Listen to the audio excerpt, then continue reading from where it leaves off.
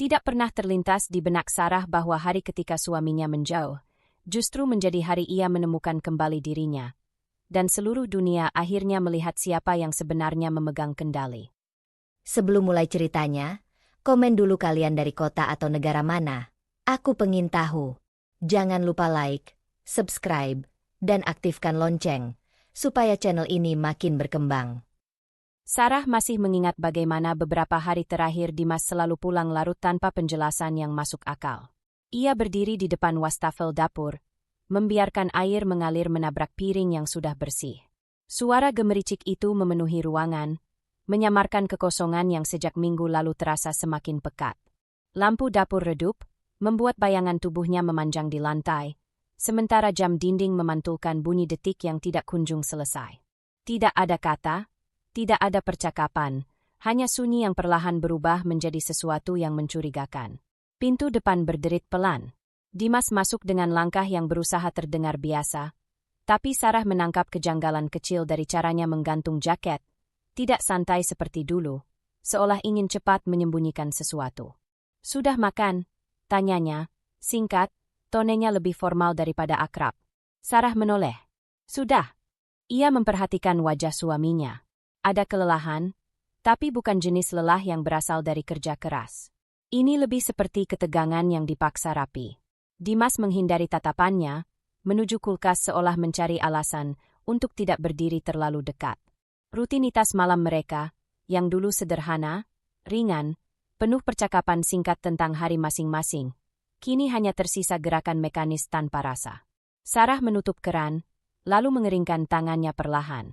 "Kamu pulang makin malam," ucapnya. Tidak menuduh, hanya mengamati. "Ada banyak rapat?" Jawabannya cepat. Terlalu cepat. Sarah mendekat satu langkah. Rapat sampai hampir tengah malam. Dimas membuka tutup botol air mineral, minum, lalu mengangguk tanpa menatapnya. "Ya." Mendekati pengangkatan posisi baru. "Semua orang sibuk. Termasuk kamu." "Ya." Satu kata yang datar, seperti pintu yang ditutup dari dalam. Sarah menahan napas sebentar, mencoba memahami apakah sikap Dimas adalah bentuk kelelahan atau jarak yang disengaja. Ia memutuskan untuk tidak melanjutkan kalimatnya, setidaknya malam itu. Apapun yang berubah, ia tahu memaksanya hanya akan membuatnya semakin tertutup. Dimas berjalan menuju ruang keluarga, menyalakan TV tanpa benar-benar menontonnya. Suara presenter berita memenuhi ruang yang sebelumnya sunyi. Sarah duduk di ujung sofa yang sama, tetapi jarak di antara mereka terasa seperti dua kota yang terpisah. Dimas sibuk menatap ponselnya ketika ia pikir Sarah tidak memperhatikan. Notifikasi menyala berkali-kali. "Kerjaan?" tanya Sarah. Ia mencondongkan tubuh sedikit, mencoba menangkap reaksi Dimas. Dimas mengangguk tanpa melihat. "Iya, kerjaan." Namun cara ia memiringkan ponsel itu, sedikit menjauh agar layarnya tidak terbaca, membuat perut Sarah berkontraksi halus. Ia menatap suaminya lama, mencoba mencari sesuatu yang masih familiar. Tapi wajah Dimas kini seperti wajah seseorang yang berpura-pura tenang sambil menyimpan sesuatu di belakang punggung. Hening kembali. TV berbicara, tetapi mereka tidak mendengarnya. Sarah menarik napas perlahan. Jika ini hanya karena tekanan kerja, seharusnya ada upaya kecil dari Dimas untuk mendekat, untuk memberikan sedikit penjelasan. Namun yang ia lihat justru dinding transparan yang semakin tebal. Ia memutuskan memasak teh hangat, alasan sederhana untuk bangkit dari sofa dan memproses apa yang sebenarnya ia rasakan. Aroma daun teh memenuhi dapur, menenangkan, tapi juga membuat ingatannya melayang ke masa ketika Dimas selalu meminta dibuatkan teh setiap pulang kerja, lalu mereka duduk bersama sambil bercerita. Kini, bahkan teh tidak memancing percakapan. Sarah membawa 2 cangkir ke ruang keluarga. "Aku buatkan teh." "Mau?" Dimas menoleh sebentar. "Nggak usah. Aku masih banyak hal yang harus aku cek." Ia berbicara seolah Sarah adalah seseorang yang tidak perlu diberi perhatian lebih. Seperti rekan kerja, bukan pasangan. Sarah duduk kembali, menyandarkan punggung sambil menatap cangkir di tangannya. Suara notifikasi ponsel Dimas muncul lagi. Kali ini lebih pelan, tapi cukup untuk membuat hatinya bergerak. "Kenapa kamu nggak cerita apa yang sebenarnya terjadi?" Suaranya lembut, tapi mengandung ketegasan yang selama ini ia tahan. Dimas berhenti mengetik. Ia tidak menoleh. Aku sudah bilang, aku sibuk.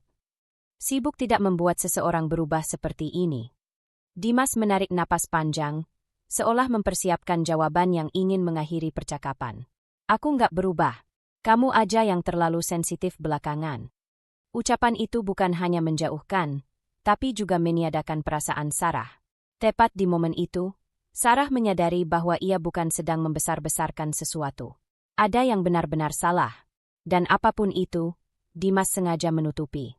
Ia memerhatikan lagi ekspresi Dimas yang sesekali melirik layar ponselnya dengan gelisah. Ada sesuatu di sana. Sesuatu yang tidak ingin ia lihat.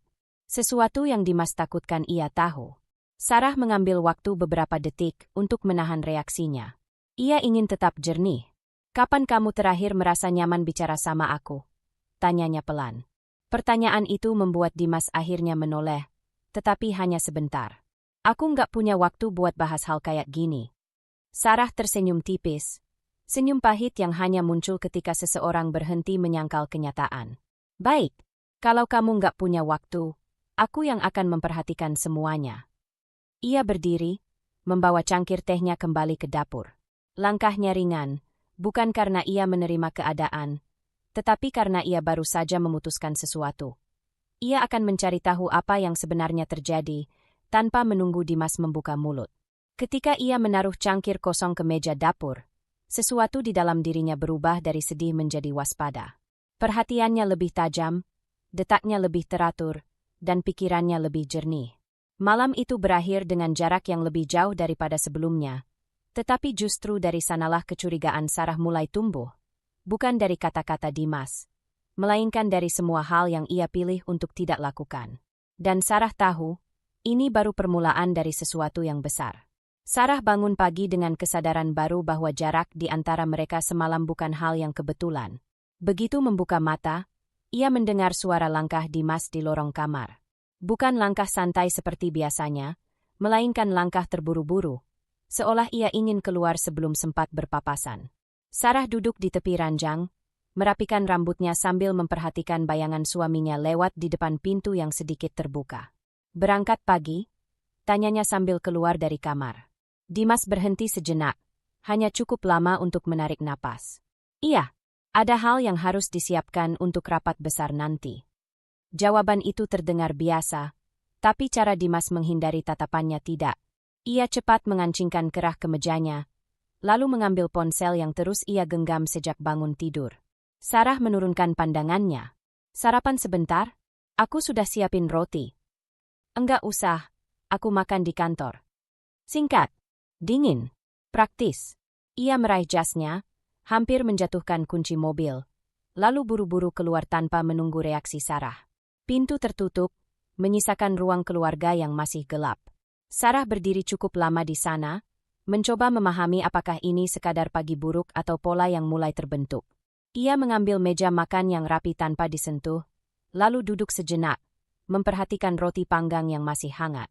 Biasanya Dimas selalu menyempatkan waktu sebentar untuk sarapan, bahkan saat sibuk. Tapi sekarang, ia seperti menghindari keberadaan Sarah itu sendiri. Ketika Sarah hampir bangkit untuk merapikan meja, ponsel Dimas yang tertinggal di samping sofa bergetar. Notifikasi pop-up bercahaya terang. Sarah mematung. Ponsel itu terkunci. Sarah tidak pernah mencoba membuka tanpa izin, tetapi ia melihat dua hal penting. Nama pengirim tidak muncul, hanya ikon aplikasi kantor. Pesannya hanya setengah terbaca. Kita harus bicara soal, sebelum layar kembali gelap. Pesan itu bisa berarti apa saja. Namun sesuatu dalam intonasinya terasa pribadi. Terlalu mendesak. Terlalu rahasia. Sarah menyentuh ponsel itu, tidak untuk membuka, hanya memastikan bahwa ia tidak sedang salah lihat.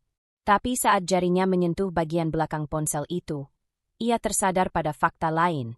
Dimas tidak pernah meninggalkan ponselnya. Bahkan saat mandi pun, ia biasanya membawa ke kamar mandi. 3 bulan terakhir, tidak pernah. Sekarang tertinggal. Ia melepas napas perlahan. Ada 2 kemungkinan. Dimas terlalu terburu-buru, atau ia sedang sangat gelisah sampai lupa pada kebiasaan paling mendasarnya. Keduanya tidak menenangkan. Sarah menaruh ponsel itu kembali di sofa. Ia memilih tidak mengutak-atiknya, Karena jika ia menyentuh lebih jauh, hatinya akan kehilangan kemampuan untuk menilai dengan jernih. Ia tidak ingin menjadi seseorang yang reaktif. Ia ingin menjadi seseorang yang tahu fakta. Ia menggenggam kedua tangannya di pangkuan. Ada sesuatu yang tidak kamu ceritakan, Dimas, gumamnya pelan. Siang hari, Sarah memutuskan datang ke kantor suaminya membawa bekal.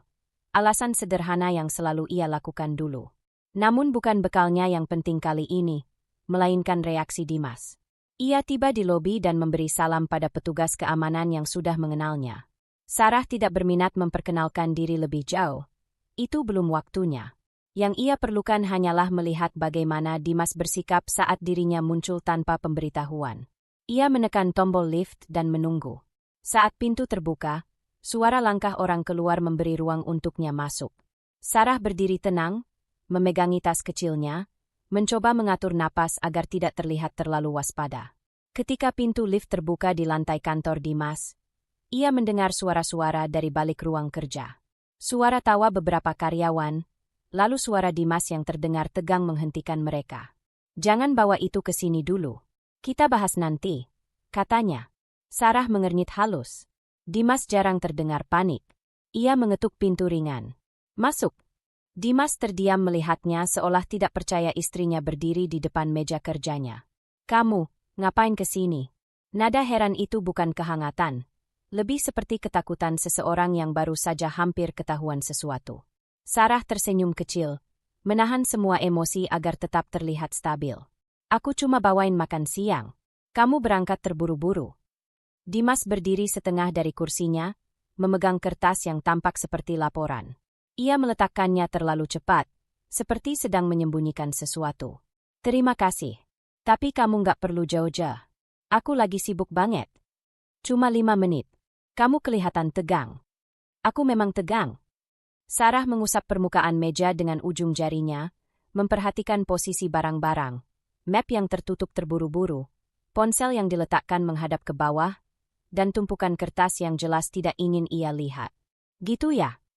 Ia menarik kursi kecil dan duduk, namun tidak membuka bekal. "Aku cuma mau pastikan kamu baik-baik saja." Dimas menatapnya, dan untuk pertama kalinya Sarah melihat sesuatu dalam matanya, ketakutan yang tidak ia pahami. "Kamu kenapa?" tanya Sarah perlahan. "Enggak apa-apa," jawabnya terlalu cepat. "Dimas, aku ini istrimu. Kamu bisa cerita." "Aku hanya banyak tekanan." "Udah, jangan tanya dulu." Jawaban itu tidak menjelaskan apapun. Justru semakin menguatkan dugaan bahwa ada sesuatu yang jauh lebih besar daripada sekadar tekanan kerja. Ketegangan itu membuat ruangan terasa kecil. Sarah bangun dari kursinya. "Baik, kalau kamu butuh ruang, aku kasih ruang. Tapi aku bukan orang yang kamu bisa bohongi selamanya." Dimas tersentak halus. "Aku nggak bohong." Sarah menatapnya, tanpa marah, tanpa emosi meledak. Hanya penilaian jujur dari seseorang yang mulai melihat pola. "Kita lihat nanti." Ia pergi tanpa menunggu jawaban, dan Dimas tidak mengejar, tidak mencoba menahan, tidak berusaha menjelaskan. Itu saja sudah cukup untuk mengatakan kebenaran yang tidak ia ucapkan. Ketika pintu menutup di belakangnya, Sarah tahu satu hal dengan pasti. Dimas sedang menyembunyikan sesuatu. Dan apapun itu, semakin dekat untuk terbongkar. Sarah melangkah keluar dari kantor Dimas dengan dada berat. Dan dari titik itulah hari yang menentukan akhirnya tiba. Pagi itu, suasana rumah sunyi seperti biasa. Tetapi berbeda dari hari-hari sebelumnya, Dimas bangun dengan energi yang tidak bisa disembunyikan. Bukan bahagia, melainkan gelisah yang dibalut ambisi. Seolah ada sesuatu besar yang ia tunggu, dan Sarah hanya menjadi penonton di pinggir panggung hidupnya sendiri. "Aku pulang agak malam," ujar Dimas sambil mengancingkan kemejanya yang baru. Kemeja yang belum pernah Sarah lihat sebelumnya. Lebih mahal, lebih tegas, lebih mencolok. Sarah hanya mengangguk pelan. "Ada acara? Rapat? Penting?" Jawaban itu tipis, dingin, dan tanpa ruang untuk ditanya lebih jauh. Dimas kemudian meraih ponselnya. Kali ini ia menggenggamnya erat, seakan tak ingin mengulang kesalahan meninggalkannya seperti kemarin. Sarah mengikuti geraknya dengan pandangan tak berkedip. Ada garis tegang di punggung Dimas yang dulu tidak ada. Cara ia memeriksa pantulan dirinya di kaca ruang tamu. Cara ia memastikan dasinya sempurna hingga beberapa kali menarik napas pendek. "Kamu kelihatan beda," ujar Sarah, mencoba menembus kabut jarak yang semakin menebal. "Beda gimana?" Dimas menatapnya dari cermin, tanpa menoleh benar-benar. Kayak, terlalu siap untuk sesuatu yang besar. Dimas tersenyum tipis, senyum yang Sarah tak bisa baca. "Ya, kadang hidup memang berubah." Ia tidak menjelaskan, tidak memberi konteks, tidak memberi Sarah tempat di perubahan itu. Ketika pintu tertutup di belakangnya, Sarah baru sadar bahwa apapun yang akan terjadi hari ini, ia tidak termasuk di dalamnya. Siang hari, berita itu pecah. Sarah sedang merapikan meja makan ketika ponselnya berbunyi. Notifikasi dari siaran langsung kantor tempat Dimas bekerja. Pengumuman resmi pergantian CEO. Tangannya otomatis gemetar. Ia menekan video itu, dan layar menampilkan ruangan konferensi besar. Semua karyawan bertepuk tangan. Lampu-lampu sorot memantul di atas panggung. Seorang direktur senior berdiri, memberikan sambutan pendek. "Dan dengan ini, kami mengumumkan CEO baru perusahaan, Dimas Prasetya." Ruangan pecah oleh tepuk tangan panjang. Sarah mematung. Dimas naik ke panggung dengan langkah mantap. Wajahnya berseri-seri. Wibawa baru terpancar dari gerak-geriknya, nyata, kuat, dan penuh determinasi. Tapi bukan itu yang membuat Sarah terdiam, melainkan tatapan mata Dimas. Tatapan seseorang yang merasa akhirnya berdiri di puncak, tetapi tidak menoleh sedikit pun pada perempuan yang mendampinginya bertahun-tahun. Tidak ada pandang terima kasih. Tidak ada senyum kecil yang dulu selalu ia berikan saat menyebut nama Sarah dalam pencapaian kecil sekalipun. Kini, Sarah terasa seperti bagian masa lalu yang tidak perlu ia bawa ke puncak ini. Saat Dimas mulai berbicara, suaranya menggelegar, penuh percaya diri. "Hari ini adalah titik baru dalam hidup saya," katanya. "Saya berjanji membawa perusahaan ini ke arah yang lebih besar." Kalimat itu sederhana, tetapi Sarah mendengar hal lain di baliknya. "Hari ini aku memulai hidup baru, tanpa kamu." Ia menutup video itu sebelum selesai. Bukan karena tidak sanggup melihat, tetapi karena hatinya sudah tahu. Dimas pulang jauh lebih malam daripada yang ia janjikan. Saat ia membuka pintu, masih ada jejak sorakan dan lampu panggung di aura tubuhnya. Ia menaruh jasnya di sofa, seolah rumah itu hanya tempat singgah sementara. "Kamu nonton acaranya?" tanyanya sambil membuka kancing kemeja. "Nonton," jawab Sarah tenang. "Ya, begitu deh. Banyak yang harus dipikirkan sekarang. Tanggung jawab besar." Sarah memperhatikannya. Caranya berdiri lebih tegak.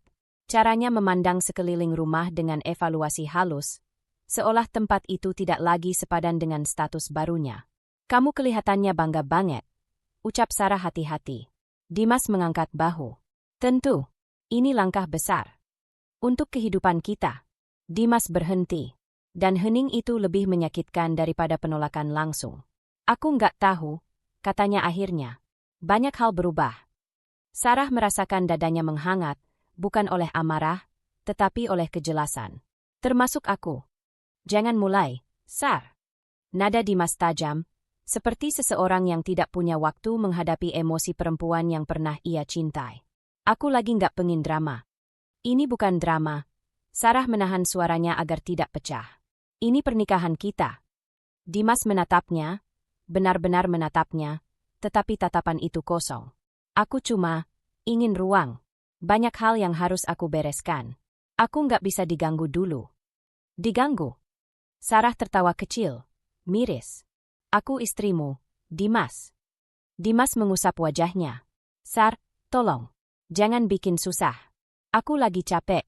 Dan jujur aja, hubungan kita makin nggak jelas. Kamu tahu itu." Kalimat itu menusuk tanpa ampun. "Kamu mau bilang apa sebenarnya?" Suara Sarah turun menjadi bisikan. Dimas diam cukup lama sampai udara terasa berat. "Aku pikir kita perlu pisah dulu," katanya akhirnya. "Sementara, sampai semuanya stabil." "Pisah?" Sarah memegang pinggiran meja agar tidak goyah. "Karena kamu jadi CEO. Karena aku butuh fokus. Aku butuh hidup yang lebih teratur. Dan kamu, kita, lagi nggak teratur." Itu alasan yang sebenarnya bukan alasan. Sarah tahu itu. Ada sesuatu di balik kata butuh fokus, sesuatu yang ia sembunyikan. Jadi kamu mau ninggalin aku? Tanya Sarah dengan nada paling tenang yang bisa ia kumpulkan. Dimas menahan napas. Untuk sementara. Tapi mata itu berkata selamanya. Malam itu, Sarah duduk sendirian di sofa, memandang pintu yang baru saja menutup di belakang suaminya. Tanpa suara, tanpa salam, tanpa janji kembali. Dan untuk pertama kalinya sejak semua mulai retak, Sarah merasakan bukan hanya kehilangan, tetapi juga kesadaran. Dimas memilih hidup barunya, dan ia meninggalkan dirinya sebagai bagian masa lalu. Setelah hari pengangkatannya, Dimas makin jarang pulang dan malam itu ia akhirnya mengemasi kopernya dengan keputusan yang tak lagi disamarkan. Hanya suara resleting koper yang bergerak maju mundur memenuhi kamar tidur mereka. Suara dingin yang menusuk lebih tajam daripada kata-kata. Dimas berdiri membelakangi Sarah, merapikan pakaian dengan gerakan praktis, teratur, dan tanpa keraguan. Gestur seseorang yang sudah menimbang keputusannya jauh sebelum ia bicara. Sarah berdiri di ambang pintu kamar, memegangi sisi kusen kayu. Tidak ada air mata, tidak ada teriakan. Hanya tubuh yang terasa seperti ruang kosong, dan detak jantung yang tidak ia sadari sedang bekerja lebih keras daripada biasanya. Jadi kamu benar-benar pergi? Suaranya keluar jernih, hampir terlalu jernih. Dimas tidak langsung menjawab. Ia hanya melipat kemeja terakhir, memasukkannya ke dalam koper, lalu menutupinya dengan rapi. Baru setelah itu ia menoleh sedikit, hanya setengah tubuh, tanpa benar-benar menghadapkan hati. Aku cuma butuh waktu, Sar, katanya. Biar semuanya lebih jelas. Jelas buat siapa? Sarah bertanya datar. Buat kita berdua. Kita? Sarah mengulang pelan, seperti mencicipi kata yang sudah kehilangan makna. Kamu bahkan gak ngebahas ini sebelum memutuskan apapun. Dimas menarik napas pendek, seperti seseorang yang terlalu sibuk untuk membahas sesuatu yang menurutnya tidak produktif. Kalau kita terus begini, kita cuma akan saling nyakitin. Kita? Sarah mengangkat alis. Atau kamu yang merasa aku menghalangi hidup baru kamu? Dimas mengerutkan kening. Jangan menyimpulkan hal-hal yang kamu nggak tahu. Aku tahu kamu berubah, jawab Sarah. Dan kamu tahu itu. Hening panjang. Dimas kembali memandang koper, bukan pada Sarah. Ia menutup resleting terakhir dengan satu gerakan tegas, sebuah suara kecil yang terasa seperti garis final. Sarah memperhatikan detail kecil itu. Betapa koper itu hanya terisi seperlunya. Betapa setiap baju dilipat tanpa jejak emosi. Betapa ia bahkan tidak membawa foto mereka yang bertahun-tahun duduk di meja samping tempat tidur. Tidak ada benda yang mengingatkannya pada rumah ini. Pada dirinya. Dimas mengangkat koper itu dan melangkah ke pintu kamar. Sarah mundur sedikit untuk memberi ruang. Meskipun ruang itu terasa seperti memindahkan dirinya ke pinggir hidup seseorang yang pernah ia cintai. Dimas, panggil Sarah lirih. Kamu yakin ini caranya? Dimas berhenti. Tapi tidak menoleh sepenuhnya. Aku nggak mau kita ribut. Aku bukan ngajak ribut. Sarah menggeleng perlahan. Aku cuma nanya apakah kamu benar-benar mau pergi. Dimas menghembuskan napas, kemudian berkata, aku harus pergi. Itu saja. Kalimat tanpa perasaan, tanpa janji, tanpa jeda panjang yang menunjukkan keraguan. Lalu ia melangkah turun dari kamar, menyusuri koridor rumah yang dulu mereka bangun bersama. Sarah mengikutinya perlahan, bukan untuk mencegahnya, tetapi untuk memastikan bahwa ia tidak sedang bermimpi buruk. Saat Dimas memasang sepatu, Sarah memperhatikan cara simpul tali sepatunya ditarik cepat. Gerakan yang sama sekali tidak menunjukkan kecanggungan atau rasa bersalah. Seolah ia sudah mengulang latihan perginya berkali-kali di kepalanya. Kamu mau tinggal di mana? Tanya Sarah akhirnya. Di unit lama yang pernah kupakai sebelum nikah. Oh! Ia mengangguk. Bukan jawaban yang penting, tapi jawaban yang menunjukkan bahwa Dimas bahkan sudah punya rencana cadangan. Sarah menarik napas dalam-dalam, menyalakan lampu teras untuk menerangi jalannya. Itu tindakan kecil, sederhana, dan sangat Sarah, menjaga, bahkan saat dirinya tidak lagi dijaga. Ketika Dimas membuka pintu, udara malam menyelinap masuk, dingin dan memisahkan. Ia melangkah keluar tanpa melihat ke belakang. Kepala tetap tegak, bahu tetap mantap, langkah tetap pasti. Jaga diri, ucap Sarah pelan. Tidak ada jawaban. Pintu mobil terbuka. Tertutup. Mesin menyala. Dan dalam hitungan detik, suara kendaraan menjauh dari rumah yang tiba-tiba terdengar lebih besar daripada biasanya. Sarah berdiri di teras cukup lama, membiarkan angin malam menyentuh wajahnya. Kesunyian merembes masuk ke sela-sela tubuhnya, tapi ia tidak menangis. Justru ketenangan aneh merayap ke dadanya. Seperti ruang kosong yang akhirnya bisa diisi dengan sesuatu yang baru. Bukan karena ia tidak terluka, luka itu ada, menekan dari dalam, menggores pelan seperti kaca tipis. Namun luka itu tidak lagi membuatnya limbung. Ada batas yang baru saja terbentuk dalam dirinya, batas yang tidak bisa lagi ditembus oleh kata-kata Dimas. Sarah masuk ke rumah, menyalakan lampu ruang tengah. Ia memperhatikan tata ruang yang sebelumnya tampak asing baginya dalam beberapa bulan terakhir. Kini, rumah itu kembali terasa miliknya. Ia duduk di sofa dengan tenang, menatap koper kosong Dimas yang masih tertinggal di pojok ruangan, koper cadangan yang sengaja tidak dibawa. Sarah bangkit, meraih koper itu, lalu dengan perlahan menutupnya dan menyenderkannya ke dinding. Kalau dia bisa pergi tanpa ragu, aku juga bisa berdiri tanpa jatuh, ucapnya lirih pada dirinya sendiri. Ia lalu membuka tirai jendela, membiarkan cahaya lampu jalan masuk. Tidak ada suara tangis. Tidak ada rengekan. Tidak ada permintaan agar Dimas kembali. Ada kesunyian. Ya. Ada sakit. Tentu. Tetapi di sela-sela itu, ada sesuatu yang baru mulai tumbuh. Sebuah ketetapan hati yang belum pernah ia rasakan selama ini. Dan malam itu, di rumah yang akhirnya sunyi dan jujur, Sarah tahu. Kepergian Dimas bukan akhir dari dirinya. Kepergian itu justru awal ia menemukan siapa dirinya sebenarnya. Setelah Dimas pergi malam itu, rumah yang sunyi membuat satu-satunya suara yang terdengar hanyalah bunyi notifikasi dari ponsel Sarah yang membawa berita lebih besar daripada kepergiannya. Sarah menatap layar ponselnya yang menyala di meja makan. Ada pesan masuk dari manajer keuangan keluarga. Orang yang sudah bekerja lama untuk ayah mendiang Sarah dan sudah lama tidak pernah menghubunginya kecuali urusan penting. Besok rapat kepemilikan tahunan. Dokumen sudah siap ditandatangani. Posisi CEO baru sudah diumumkan. Anda perlu hadir sebagai pemilik utama. Sarah mematung. Kalimat itu bukan hal baru, bukan kejutan sepenuhnya. Ia memang tahu perusahaan besar itu warisan ayahnya. Tetapi selama ini, ia tidak pernah terlibat, tidak pernah mengunjungi kantor, tidak pernah mengambil keputusan langsung. Baginya, perusahaan itu adalah bagian dari masa kecilnya, bukan bagian dari pernikahannya. Dan Dimas tidak pernah tahu. Bukan karena Sarah sengaja menyembunyikan. Ia hanya tidak merasa perlu menyuarakan sesuatu yang tidak pernah ditanyakan. Namun kini, setelah semuanya terjadi, pesan itu seperti garis tebal yang menghubungkan kejadian-kejadian sebelumnya. Dimas, suaminya yang baru saja meninggalkannya, adalah CEO baru dari perusahaan miliknya. Sarah menghela napas dalam-dalam, membiarkan fakta itu mendarat sepenuhnya tanpa terburu-buru. Di ruang tamu, lampu malam memantulkan cahaya lembut pada dinding, mengingatkannya bahwa segala sesuatu yang terlihat sederhana kadang menutupi struktur besar di bawahnya.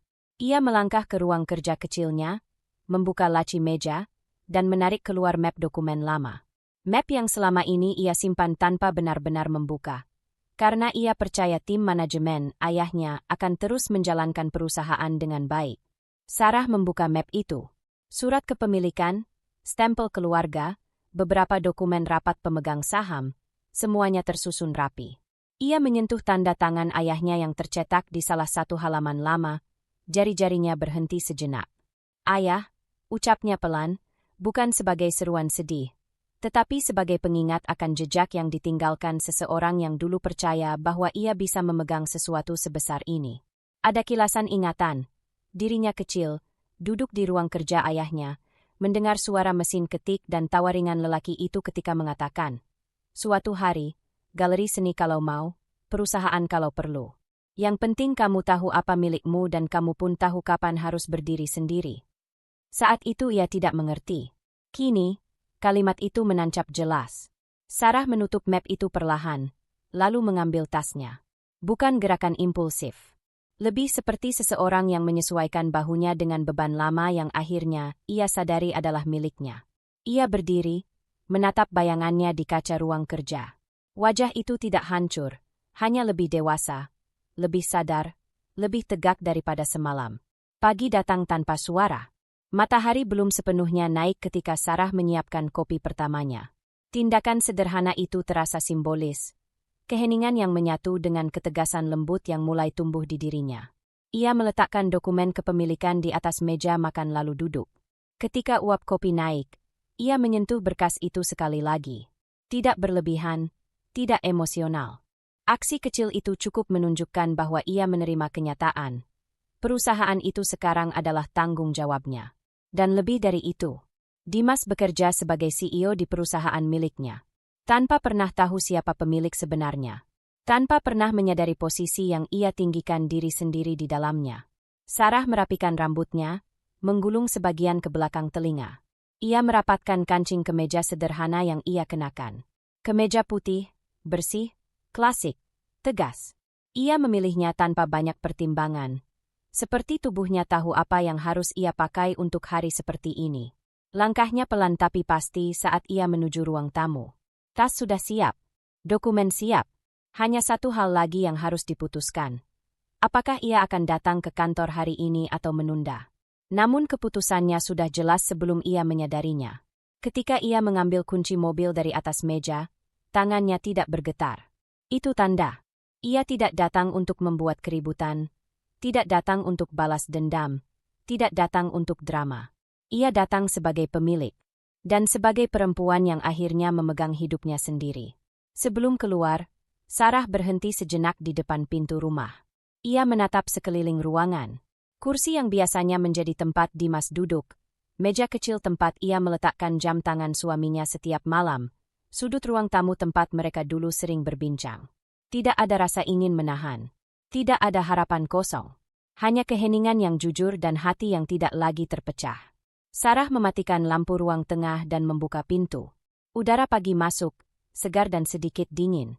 Ia menyadari satu hal penting. Perpisahan yang menyakitkan semalam bukan akhir, melainkan pembuka jalur menuju sesuatu yang selama ini ia hindari. Ia melangkah keluar, menutup pintu rumah perlahan, lalu berjalan menuju mobil. Mesin menyala. Tangannya menggenggam setir. Ia tahu kemana akan pergi. Ke tempat Dimas bekerja. Ke tempat di mana kebenaran tidak bisa lagi ditunda. Ke kantor yang selama ini menjadi panggung ambisi pria yang meninggalkannya. Dan kali ini, Sarah akan masuk bukan sebagai istri CEO, tetapi sebagai pemilik perusahaan. Dengan tekad yang sudah ia mantapkan sejak pagi, Sarah menyalakan mobilnya dan menuju kantor tempat Dimas bekerja, membawa keputusan yang tidak lagi bisa ditunda. Gedung itu menjulang tinggi ketika Sarah memarkir mobilnya di area VIP. Area yang selama ini ia abaikan karena ia tidak pernah menggunakannya. Begitu ia keluar, udara pagi menyentuh wajahnya dengan kesejukan yang anehnya justru menambah kejelasan langkahnya. Tidak terburu-buru, tidak ragu.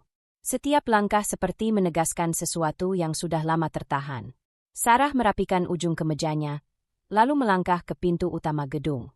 Karyawan yang lalu lalang memperlambat langkah ketika melihatnya.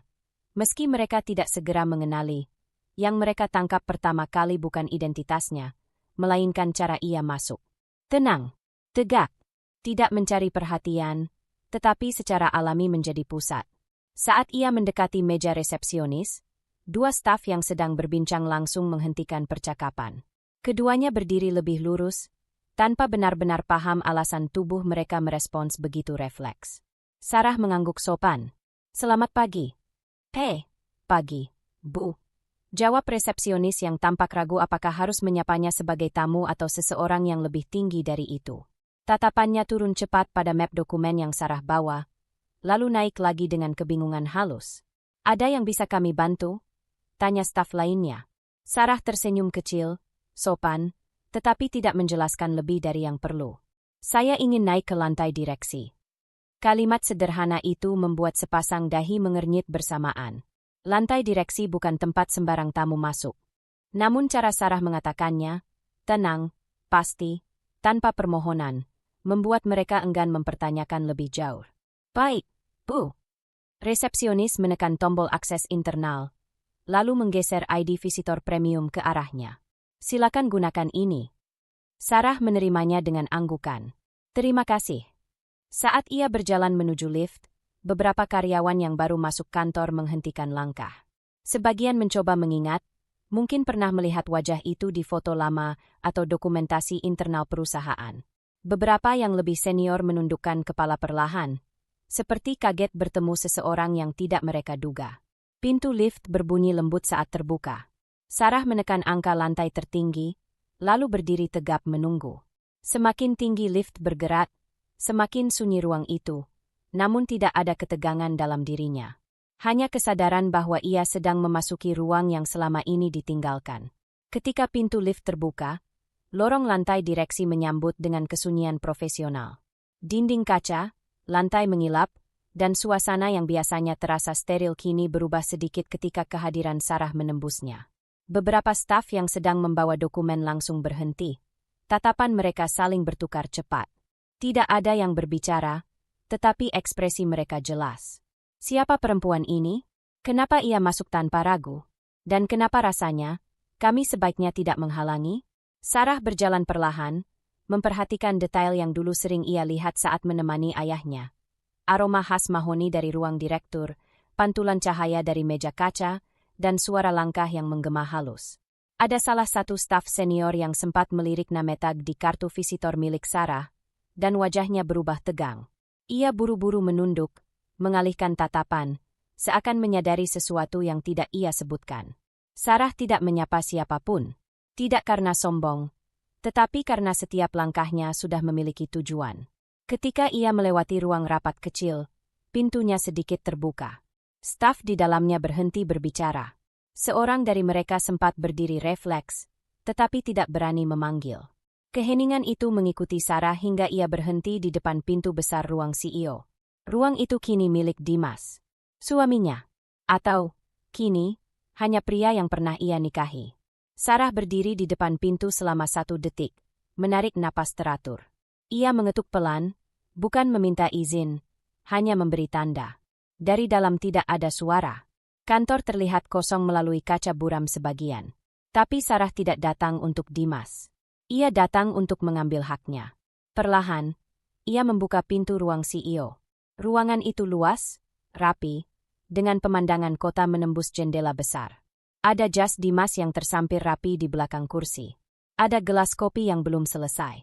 Ada sisa wibawa yang ia bangun dalam 1 hari masa kepemimpinannya. Sarah melangkah masuk. Ia tidak duduk.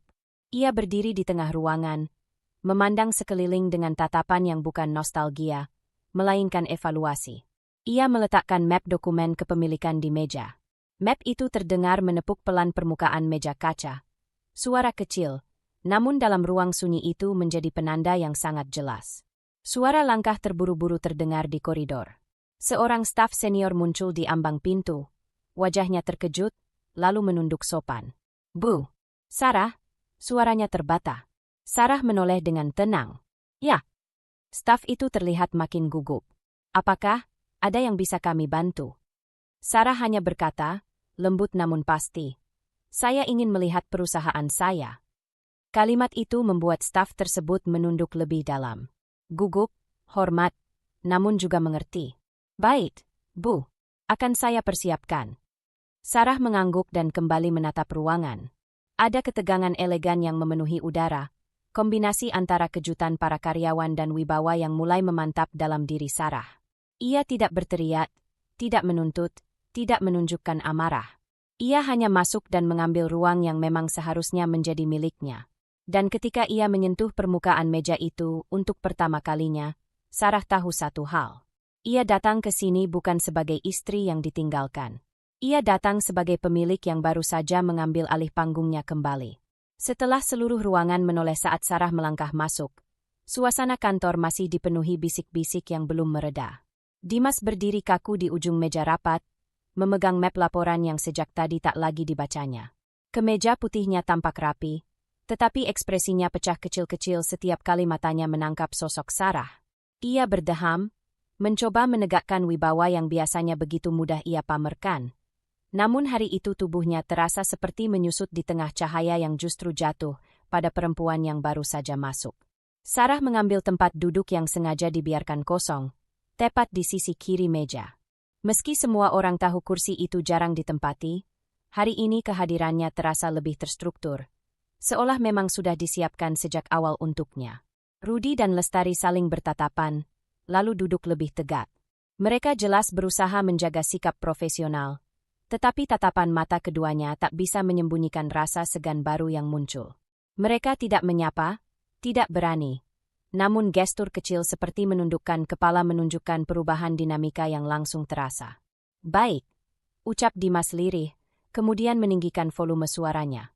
Kita lanjutkan pembahasan target kuartal ini. Ada beberapa. Maaf, potong Lestari halus, nadanya berhati-hati. Sebelum melanjutkan, bolehkah saya memastikan sesuatu terlebih dahulu? Dimas menatapnya dengan tegang. Pastikan apa? Lestari mengalihkan pandangan sekilas ke Sarah, lalu kembali menatap buku catatannya. Terkait status kepemilikan saham mayoritas, apakah benar informasi yang kami terima pagi ini?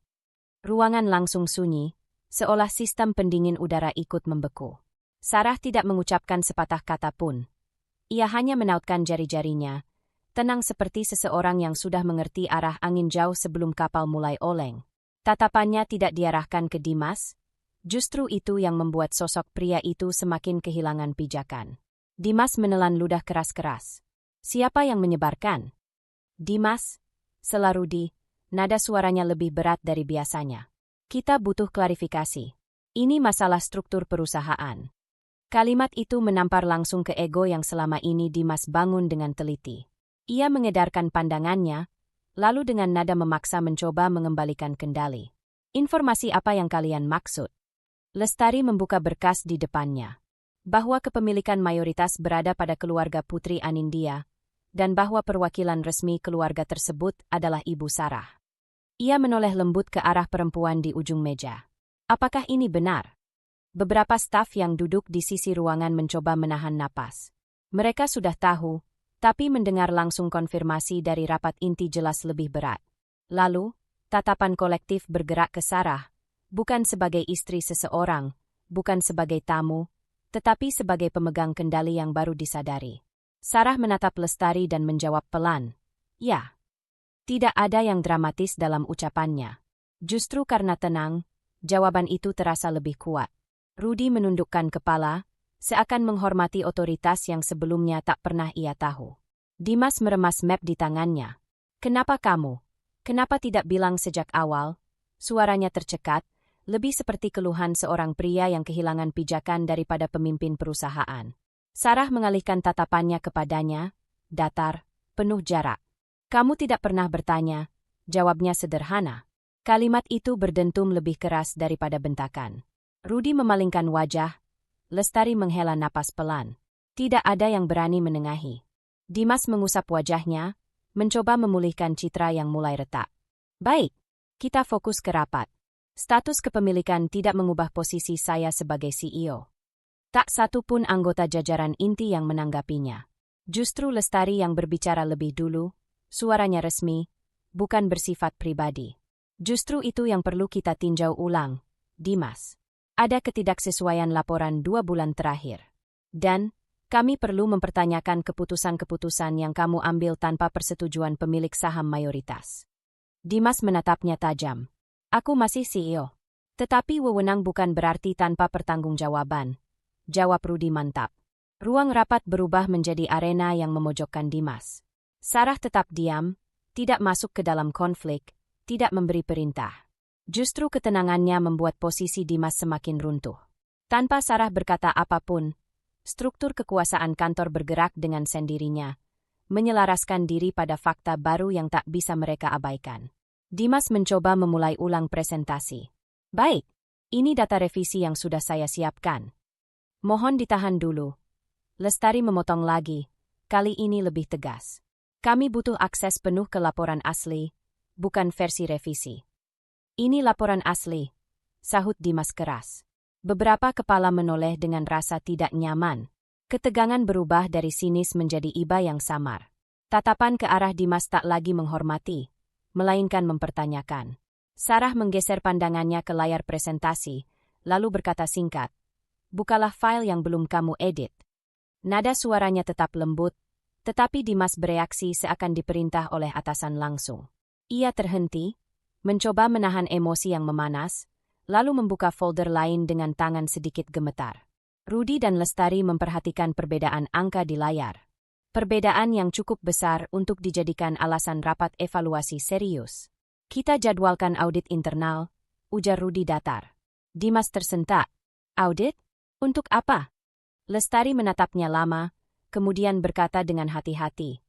Untuk memastikan semuanya sesuai sebelum kami menyerahkannya kepada pemilik perusahaan.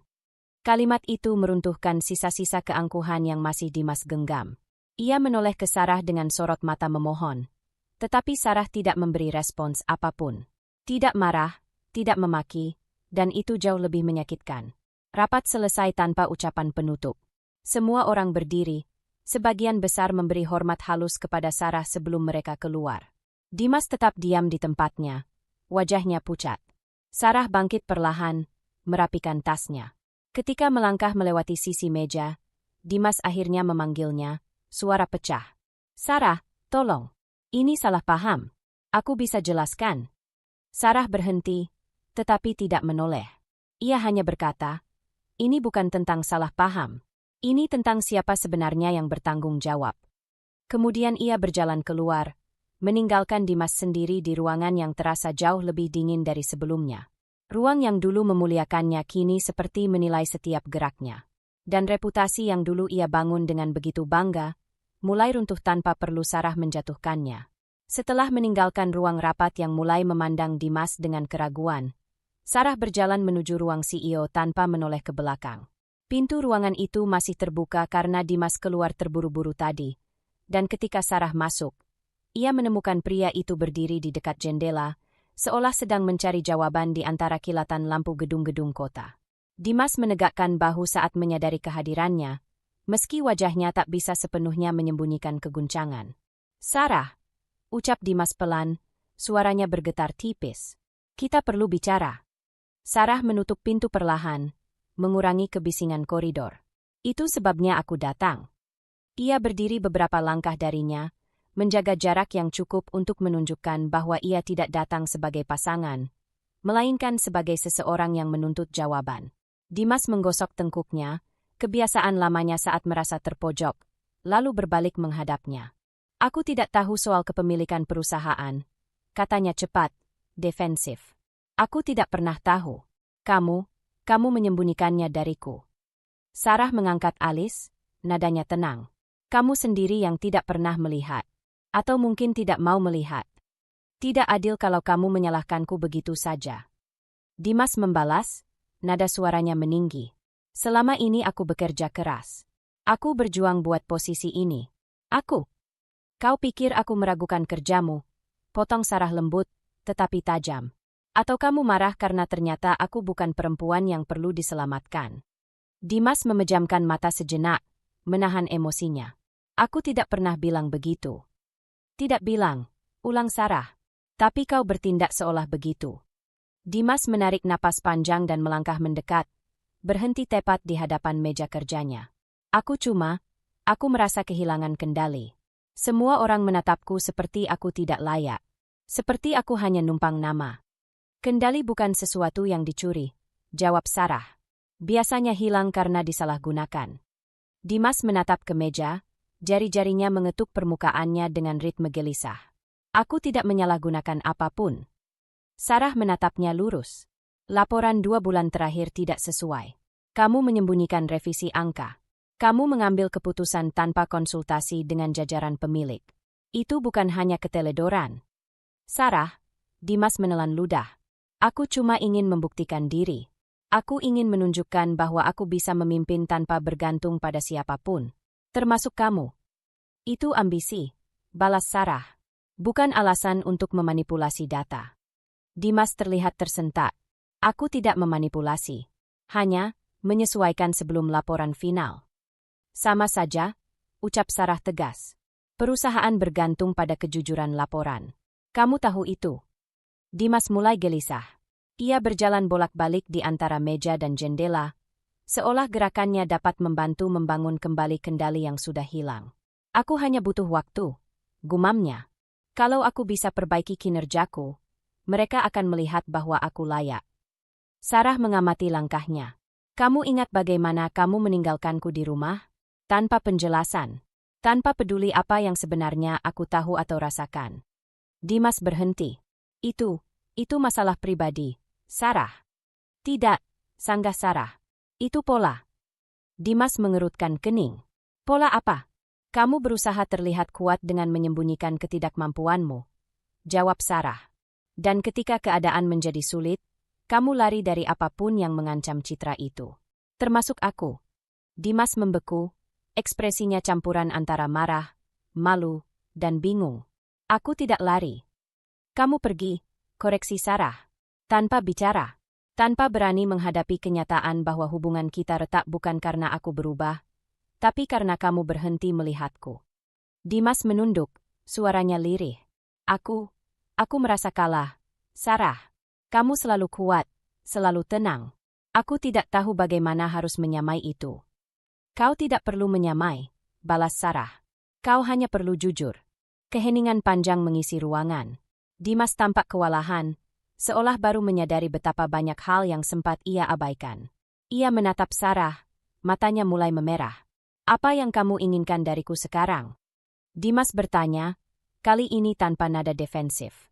Lebih seperti seseorang yang akhirnya berani membuka luka. Sarah memandangnya beberapa detik. Yang aku inginkan hanya satu, kejujuran. Aku jujur, gumamnya. Sarah menggeleng pelan. Tidak, kau baru jujur ketika sudah tidak punya pilihan. Dimas menghela napas berat, lalu mendekat sedikit. Kalau aku bilang aku masih mencintaimu, apa itu akan mengubah sesuatu? Sarah tidak bergerak. Cinta yang hanya muncul saat kamu butuh diselamatkan bukan cinta. Itu ketakutan. Dimas terdiam. Kata-katanya seakan macet di tenggorokan. Sarah melanjutkan dengan nada yang lebih lembut, namun tetap kokoh. Aku tidak menutup pintu untuk kebenaran. Tapi aku menutup pintu untuk kebohongan. Dimas menatapnya lama, lalu akhirnya berucap lirih. Jadi, apa artinya itu? Sarah menjalankan jarinya di permukaan meja, lalu menatapnya dalam. Artinya kamu harus menghadapi konsekuensi dari tindakanmu, tanpa berlindung di belakang siapapun, termasuk aku. Wajah Dimas mengeras. Ia mencoba mengangguk, tetapi gerakan itu terputus setengah karena emosinya sendiri. Aku mengerti. Sarah kemudian berkata pelan, dan ada satu hal lagi yang harus kamu dengar. Dimas mendongak, menunggu. Kamu bukan kehilangan kendali, ujar Sarah. Kamu kehilangan dirimu sendiri. Kata-kata itu menghantam Dimas sangat keras. Bukan dengan teriakan, melainkan dengan kebenaran yang ia hindari selama ini. Ia memegangi tepi meja agar tetap tegak. Rahangnya bergetar.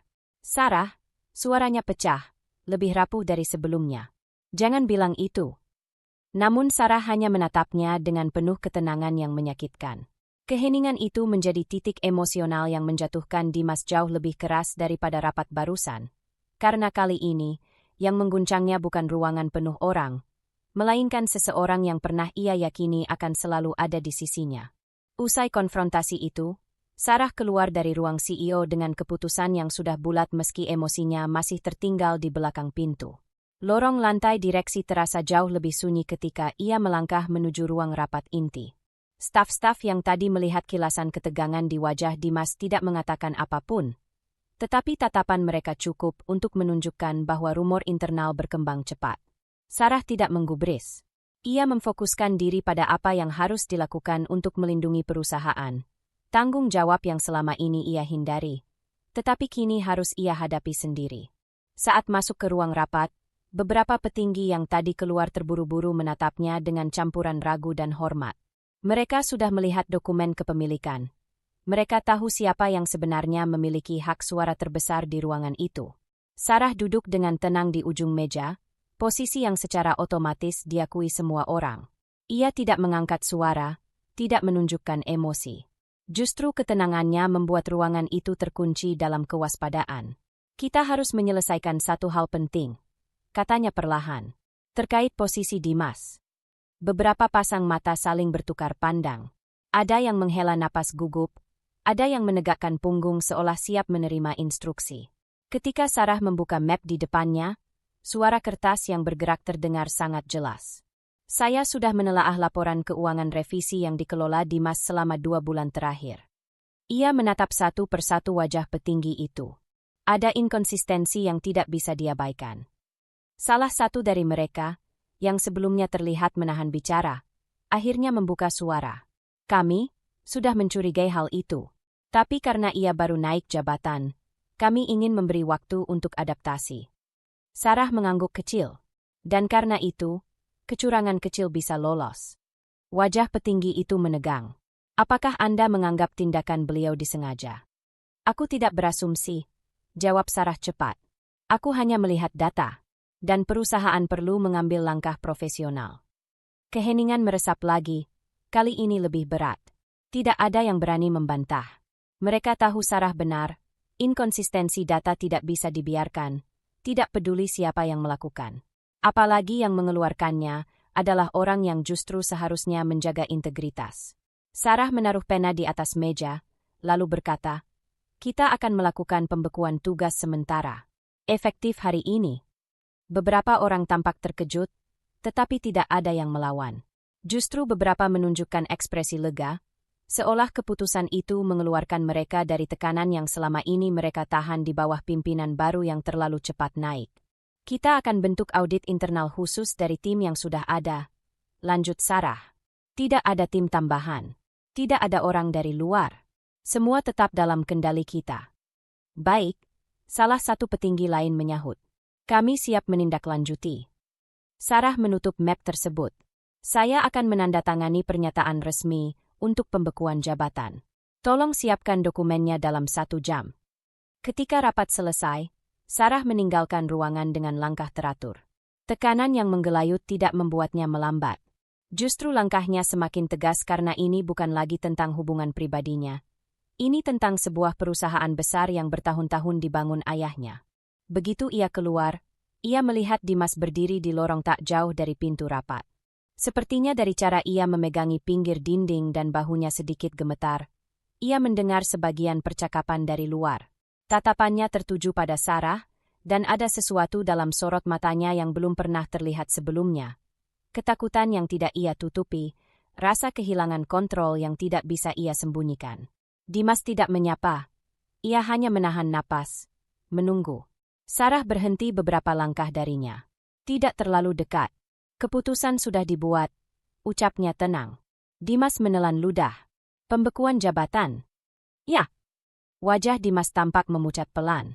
Ia mencoba tersenyum pahit, tetapi gagal. Jadi, sejauh itu kamu menilai aku gagal? Sarah tidak menjawab langsung. Ia menatap ekspresi kecil di wajah Dimas. Bagaimana rahangnya menegang, bagaimana matanya bergerak resah, bagaimana jari tangannya menggenggam ujung kemejanya sendiri. Semuanya tanda seseorang yang sedang berusaha berdiri tegak ketika fondasi di bawahnya runtuh. Itu bukan penilaian tentang kamu sebagai suami. Akhirnya Sarah berkata, ini penilaian tentang kamu sebagai bagian dari perusahaan. Dimas memalingkan wajah, seolah menahan diri agar tidak mengatakan sesuatu yang didorong oleh ego. Ia menarik napas panjang, lalu kembali menatap Sarah. Dan semua ini terjadi karena kamu kembali mengambil peranmu. Saya mengambil tanggung jawab, koreksi Sarah, tanpa mengubah intonasi. Dimas meremas jari-jarinya. Kalau aku bilang aku menyesal, itu mungkin tidak berarti apa-apa, ya.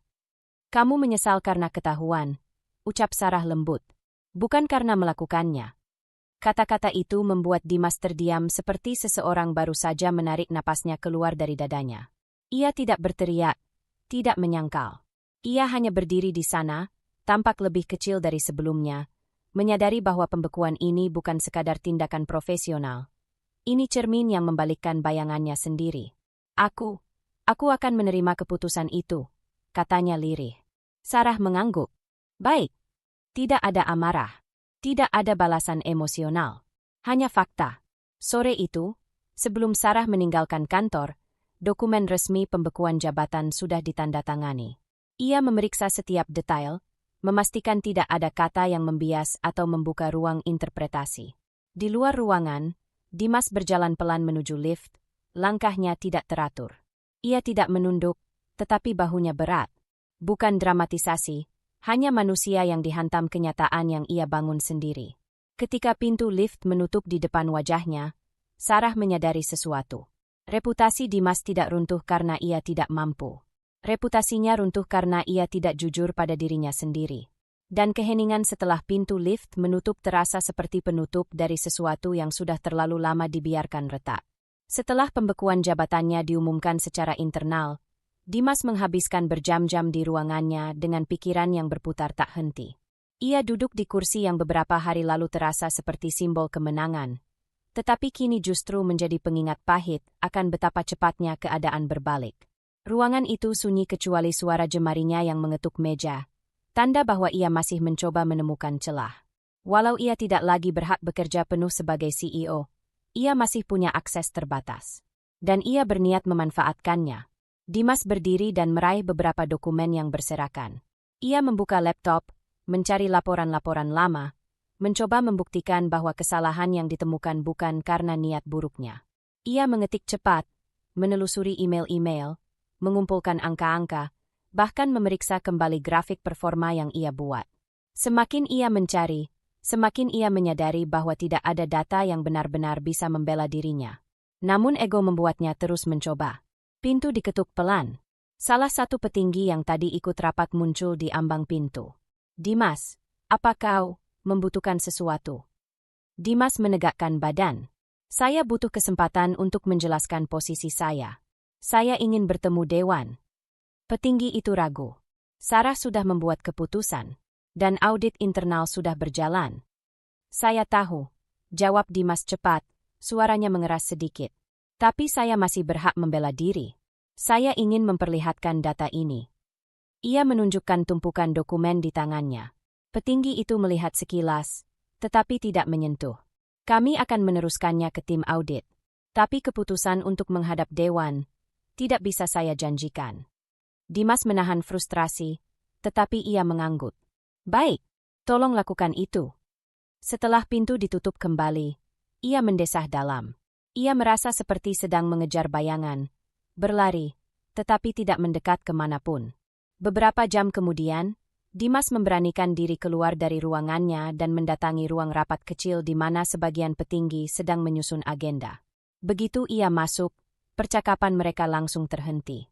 "Maaf mengganggu," ucap Dimas sambil mencoba menjaga wibawa.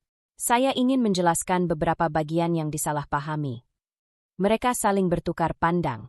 Salah satunya berkata, "Kami sedang mempersiapkan laporan untuk audit. Jika ada tambahan, kirimkan melalui email." "Aku lebih baik menjelaskannya langsung." Dimas menahan nada suaranya agar tetap stabil. "Beberapa hal tidak bisa dituliskan begitu saja." "Kami memahami," jawab petinggi itu hati-hati. "Tapi hingga proses audit selesai, kami tidak bisa memberi ruang penjelasan langsung." Dimas menahan napas. "Jadi kalian menolak mendengarkanku?" Bukan marah. Lebih seperti seseorang yang mencoba memahami bagaimana ia kehilangan pijakan begitu cepat. "Ini prosedur," jawab mereka. Dimas tidak berkata apapun lagi. Ia keluar ruangan dengan langkah panjang, tetapi di dalam dadanya sesuatu makin mengeras. Rasa kalah yang ia coba tutupi dengan keyakinan tipis. Siang itu, ia meminta waktu bicara dengan Sarah. Ia mengirim pesan singkat melalui staf, dan Sarah menerimanya di ruang meeting kecil yang berdekatan dengan lift lantai direksi. Sarah duduk tegak ketika Dimas masuk. Tidak ada kemarahan, tetapi juga tidak ada kelembutan yang dulu biasa muncul ketika mereka berbicara empat mata. Ia seperti berdiri di antara profesionalisme dan masa lalu yang sudah ia letakkan dengan rapi. "Sarah, aku ingin menjelaskan," ucap Dimas sambil menarik napas. "Aku sudah membaca datamu," jawab Sarah. "Dan aku tahu apa yang kamu coba lakukan." "Saya tidak berniat menipu." Dimas berusaha mempertahankan ketenangannya. "Saya hanya mengubah laporan sebelum final untuk memastikan performa terlihat stabil. Aku berusaha membuat perusahaan terlihat kuat." "Itu justru membuatnya rentan," Sarah membalas. "Perusahaan besar tidak perlu diselamatkan dengan angka palsu." Dimas menunduk. "Aku tahu itu sekarang." "Bukan hanya sekarang." Nada Sarah tidak naik, tetapi mengandung tegas sunyi. "Kamu harus tahu itu sejak kamu menerima posisi ini." Dimas mengangkat wajahnya, menatap langsung. Setidaknya berikan aku kesempatan untuk bicara di depan dewan. Biarkan aku menjelaskan apa yang sebenarnya terjadi. Kamu bukan tidak diberi kesempatan, jawab Sarah. Kamu sudah diberi, bertahun-tahun sejak pertama kali masuk perusahaan ini. Kesempatan bukan hanya soal bicara, tapi soal bertindak benar. Ekspresi Dimas merosot. Jadi tidak ada lagi yang bisa kulakukan. Tidak ada yang bisa kamu lakukan untuk mempertahankan jabatanmu sekarang. Sarah menjawab jujur. Tapi kamu bisa memilih bagaimana kamu keluar dari situasi ini. Dimas menghela napas panjang, seolah dari kedalaman yang belum pernah ia sentuh. Aku tidak mau dianggap pecundang. Kalau kamu takut terlihat pecundang, jawab Sarah, mulai dengan berhenti menyangkal kesalahanmu. Ia terdiam. Punggungnya perlahan membungkuk sedikit, bukan sebagai simbol menyerah, tapi lebih seperti seseorang mulai menerima kenyataan yang menampar terlalu keras. Aku tidak menyangka semuanya akan berakhir begini. Gumamnya, suaranya hampir tak terdengar. Sarah menatapnya tanpa mengelak. Tidak ada yang berakhir. Kamu masih punya hidup. Kamu masih bisa memperbaiki diri. Hanya posisimu yang sudah tidak bisa dipertahankan. Dimas mengangguk kecil. Gerakannya pelan, berat, seperti memindahkan batu besar dari dadanya. Sore menjelang ketika Dimas kembali ke ruangannya dan mencoba lagi menyusun presentasi pembelaannya, meski ia tahu tidak ada ruang untuk itu. Ia menata grafik, membuat catatan, menuliskan rencana pemulihan, upaya terakhir seseorang yang belum siap melepaskan. Namun setiap kali ia menatap layar, ia sadar. Semua itu tidak cukup. Bukan karena ia tidak mampu, tetapi karena kejujuran yang terlambat tidak bisa menyembuhkan keputusan yang sudah dibuat. Ia menutup laptop pelan. Tangannya sedikit gemetar. Dan untuk pertama kalinya, Dimas menerima bahwa posisi yang ia kejar begitu keras justru hilang karena ia mengejarnya dengan cara yang salah. Kabar pembekuan jabatannya yang berlangsung kacau kemarin masih membayang di seluruh sudut kantor ketika pagi itu Dimas kembali datang dengan langkah melemah namun dipaksakan tampak tegar. Ia membuka pintu ruangannya perlahan, mendapati meja yang selama ini menjadi simbol otoritasnya kini dipenuhi tumpukan dokumen investigasi. Tidak ada ucapan selamat pagi dari para staf, tidak ada senyum yang dulu selalu berusaha ia balas seadanya. Keadaan sudah berubah. Reputasi yang dulu ia banggakan kini terasa seperti pasir yang lolos di sela-sela jemari.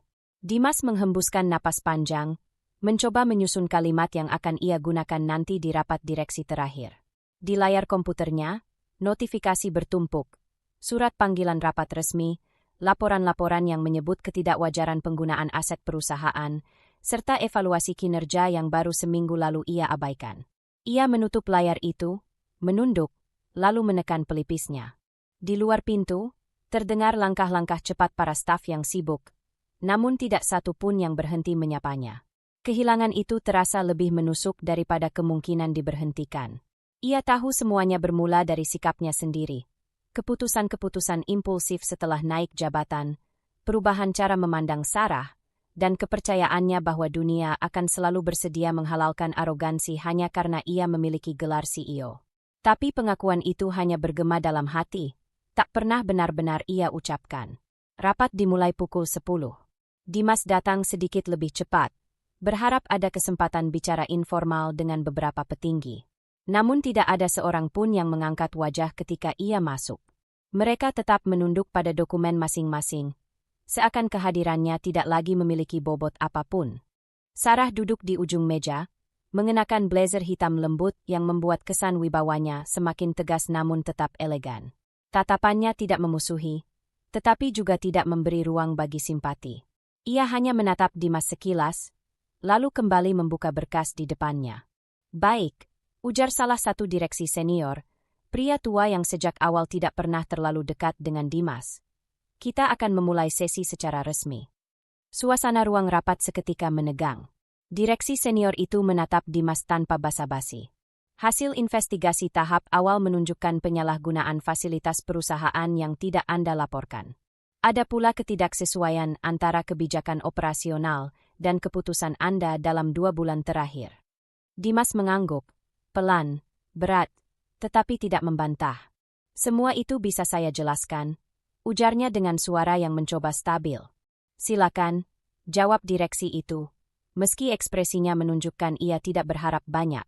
Dimas berusaha mengutarakan alasan. Tekanan jabatan, kesalahan administratif, dan kurangnya koordinasi. Kata-katanya runtut, tapi ruangan tetap dingin. Semua orang terlihat hanya menunggu akhir dari pembelaan itu, bukan isi penjelasannya. Ia memalingkan wajah sekilas ke arah Sarah. Wanita itu mendengarkan, tidak memotong, namun jelas tidak lagi melihatnya sebagai pasangan yang pernah ia bagi hidup.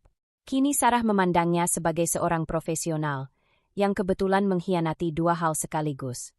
Rumah tangga dan kepercayaan perusahaan keluarganya. Saat pembelaannya selesai, Direktur Operasi menutup berkas dengan suara tegas. Terima kasih, Dimas. Namun kami sudah mengambil keputusan berdasarkan keseluruhan temuan. Dimas menegakkan tubuhnya, meskipun ia tahu apa yang akan datang. Surat itu diletakkan di depan meja. Kop perusahaan, tanda tangan direksi, dan paragraf berisi keputusan akhir. Mulai hari ini, Anda diberhentikan dari posisi CEO. Dimas menghela napas, tapi tidak ada lagi kekuatan untuk berdebat. Semua runtuh begitu saja. Ia meraih surat itu perlahan, seakan kertas itu terlalu berat. Sarah membuka suaranya, pertama kali sejak rapat dimulai. Dimas. Suaranya lembut, tetapi tidak goyah. Keputusan ini bukan karena perpisahan kita. Ini murni profesional. Ia mengangguk, meski matanya sedikit memerah. Aku tahu. Perusahaan butuh stabilitas, lanjut Sarah. Dan kamu tidak memberikannya.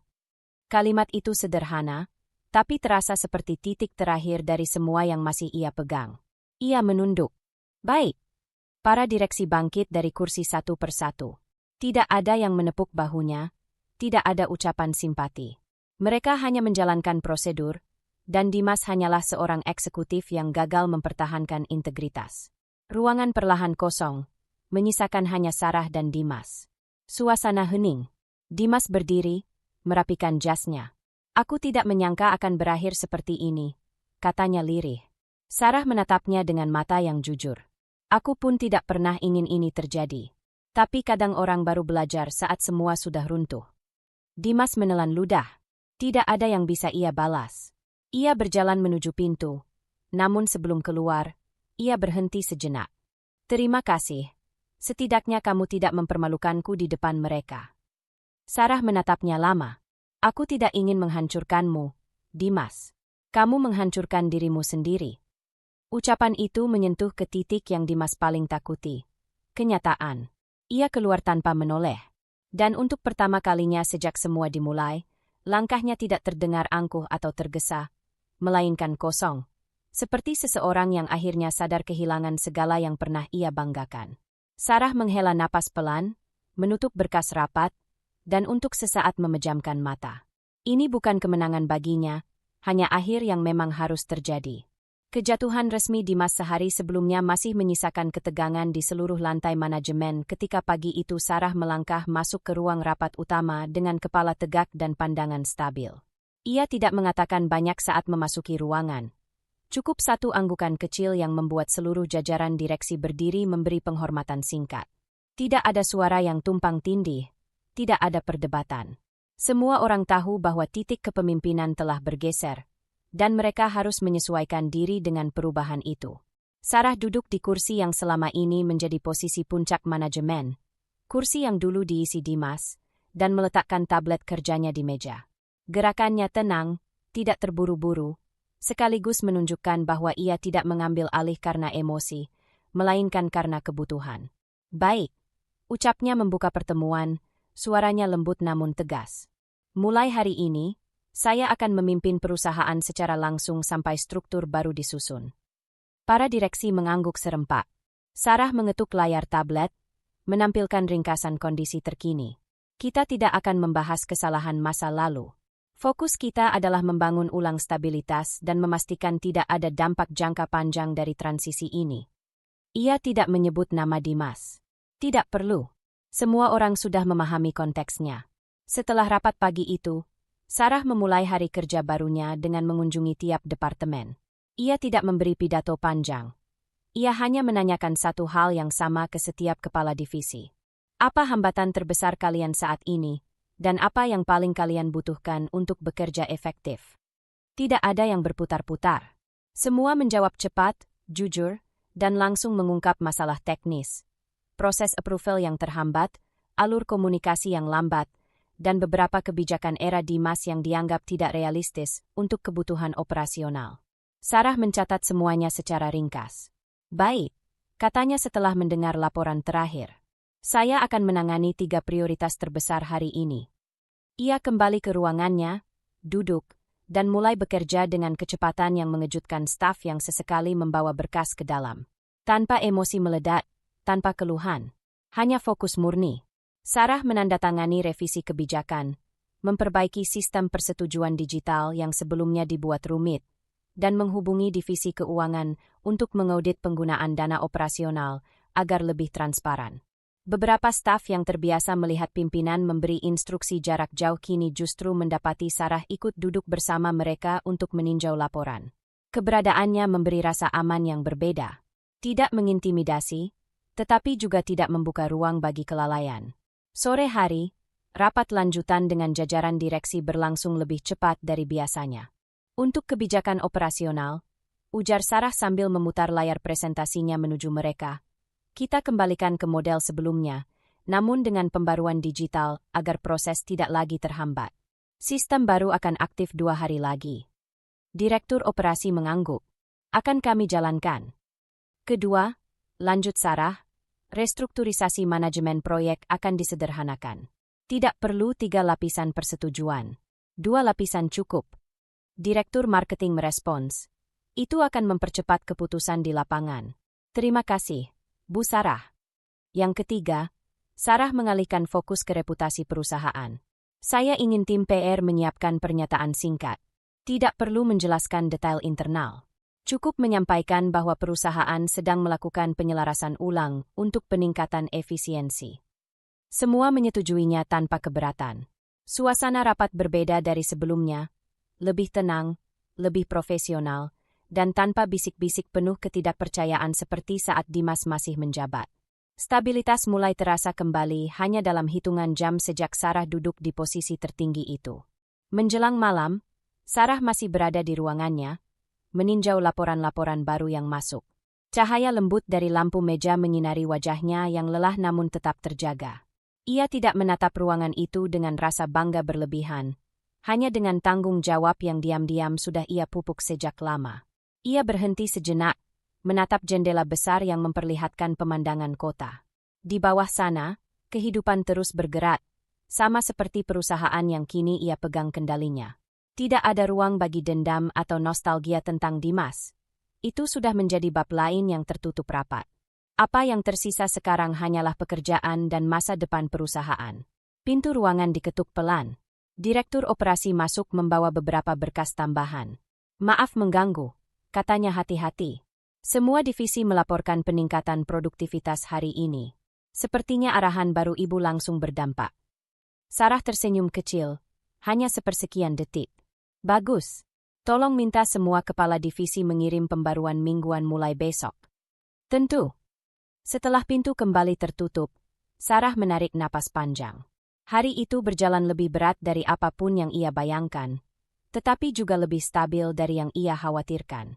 Kepemimpinan bukan sesuatu yang asing baginya. Ia hanya menahannya selama ini demi menjaga rumah tangga yang akhirnya tidak bisa ia pertahankan. Kini, tanpa beban itu, ia bergerak lebih bebas. Dan perusahaan merasakannya. Sebelum pulang, Sarah menuliskan pesan singkat untuk seluruh staf melalui portal internal perusahaan. Transisi ini bukan tanda keruntuhan, melainkan kesempatan untuk memperkuat fondasi kita. Saya berharap kerjasama dari semua pihak. Mari kita bangun ulang perusahaan ini dengan integritas. Pesan itu dikirim. Dalam hitungan menit, puluhan respons positif mengalir. Sarah menutup laptopnya dengan tenang. Hari kepemimpinannya baru dimulai, dan perusahaan yang sempat diguncang kini perlahan kembali berdiri tegak bersama dirinya. Setelah menyelesaikan hari panjang sebagai pemimpin baru perusahaan, Sarah meninggalkan ruang kerjanya dengan ketenangan yang sama seperti saat ia memasuki kantor pagi tadi. Lorong sudah hampir kosong ketika ia berjalan menuju lift, tetapi langkah seseorang terdengar berhenti tak jauh di depan. Dimas berdiri di sana, diam, seolah menunggu tanpa benar-benar tahu apa yang ingin ia katakan. Sarah menghentikan langkah, menatapnya dengan ekspresi netral. Bolehkah kita bicara sebentar? Suara Dimas terdengar lemah, tidak lagi penuh percaya diri seperti dulu. Sarah mengangguk tanpa menunjukkan keengganan ataupun keinginan. Baik, di ruang rapat kecil saja. Mereka berjalan tanpa kata. Pintu ruangan tertutup pelan begitu mereka masuk, meninggalkan keduanya dalam keheningan yang cukup panjang sebelum akhirnya Dimas bersandar sedikit pada meja. Aku tahu semua ini salahku, katanya, suaranya pecah tetapi tetap ditahan agar tidak jatuh menjadi dramatik. Aku tidak akan mencari alasan. Sarah tidak membalas dengan cepat. Ia duduk, merapikan letak kursinya, lalu menatapnya langsung. Kalau kamu sudah tahu itu, bagus. Kita tidak perlu membahas hal-hal yang sudah jelas. Dimas mengusap wajahnya sebentar, gerakan yang menunjukkan beratnya perasaan tanpa perlu kata-kata tambahan. Aku tidak menyangka semuanya akan berakhir begini. Aku terlalu sibuk mengejar posisi itu sampai lupa bagaimana memperlakukanmu. Sarah mendengarnya dalam diam. Tidak ada kemarahan, tidak ada sinisme. Ia hanya ingin menyelesaikan ini dengan hati yang bersih. Aku tidak datang hari itu untuk mempermalukanmu, katanya perlahan. Aku datang karena aku berhak mengetahui apa yang terjadi di perusahaan. Dan kamu memilih meninggalkan rumah sebelum kita bicara. Dimas menelan ludah, matanya meredup. Aku tahu. Aku pengecut. Tidak, Sarah membantah singkat. Kamu hanya membuat keputusan buruk. Tanggung jawabnya kamu jalani sekarang. Keheningan kembali jatuh. Namun kali ini tidak setegang sebelumnya. Lebih seperti ruang yang memberi kesempatan bagi keduanya untuk bernapas. Dimas menarik napas panjang. Sarah, aku menyesal. Bukan hanya soal pekerjaanku. Aku menyesal memperlakukanmu seperti beban ketika kamu justru orang yang paling mempercayai kemampuanku. Sarah menautkan jari-jari tangannya di atas meja, lalu melepaskannya perlahan. Aku tidak ingin kamu meminta maaf berkali-kali. Aku sudah menerima semuanya. Yang penting sekarang, kamu tahu apa yang harus kamu perbaiki. Ia tidak memberikan nasihat, tidak memberikan pidato panjang tentang pelajaran hidup. Itu bukan tujuannya. Ia hanya ingin menutup bab itu dengan kepala tegak. Dimas mengangguk kecil. Aku tidak berharap kamu memaafkanku sepenuhnya. Aku sudah memaafkanmu. Sarah membalas tenang. Tapi itu tidak berarti kita bisa kembali seperti dulu. Reaksi Dimas hanya menunduk. Bukan terkejut, bukan tersinggung. Hanya menerima kenyataan yang sebenarnya sudah ia duga sejak ia melihat Sarah berjalan masuk ke kantor dengan wibawa yang tidak pernah ia sadari sebelumnya. Aku pikir aku tahu siapa dirimu, katanya dengan suara yang sangat pelan. Ternyata aku bahkan tidak mengenalmu sebanyak yang kubayangkan. Sarah tersenyum kecil. Senyum yang tak mengandung kebanggaan maupun sindiran. Aku tetap orang yang sama, Dimas. Kamu hanya tidak melihatku dengan benar. Dimas mengangkat wajah. Ada sesal yang padat namun tidak meledak-ledak. Aku kehilangan semuanya dalam satu hari. Tidak semuanya, balas Sarah lembut.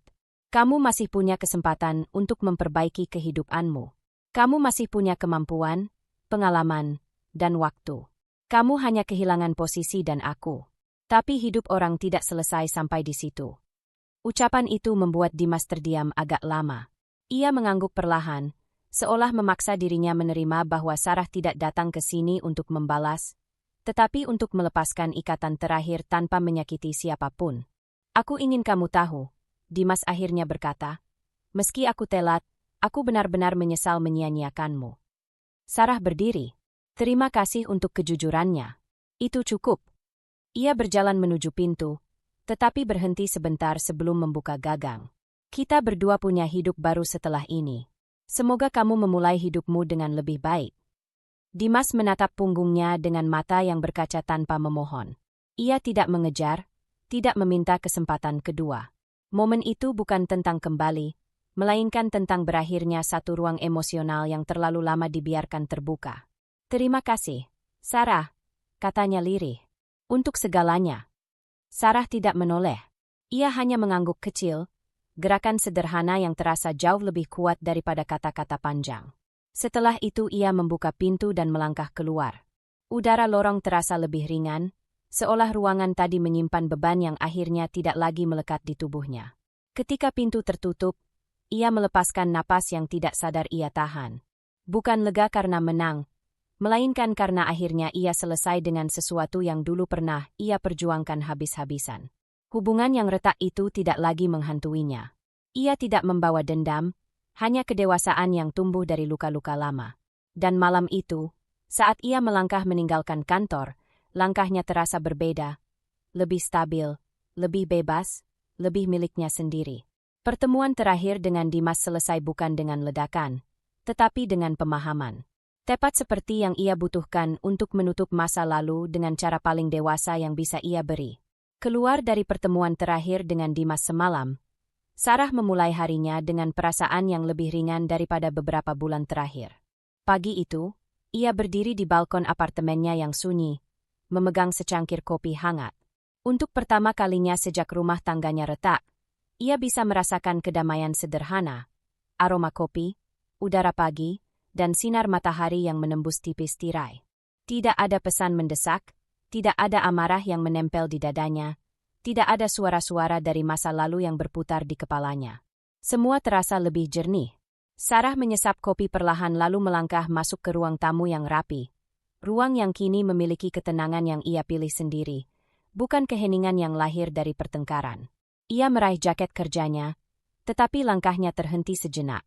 Hari ini ia ingin datang ke kantor bukan sebagai seseorang yang harus membuktikan dirinya, melainkan sebagai seseorang yang sudah berdiri tegak. Ia mengambil napas pelan, lalu berangkat. Di kantor, suasananya berubah sejak ia memimpin langsung. Bukan karena rasa takut, melainkan karena ritme yang lebih stabil dan jelas. Ketika Sarah memasuki lobi, para pegawai menyapa dengan hormat namun tidak berlebihan. Sebuah bentuk penghargaan yang muncul secara alami. Sarah membalas dengan anggukan sopan, lalu menuju ruang kerjanya sambil mengecek agenda. Hari itu tidak ada rapat besar, hanya beberapa evaluasi ringan dan tindak lanjut kebijakan yang ia terapkan. Begitu duduk di kursinya, ia membuka beberapa laporan terbaru.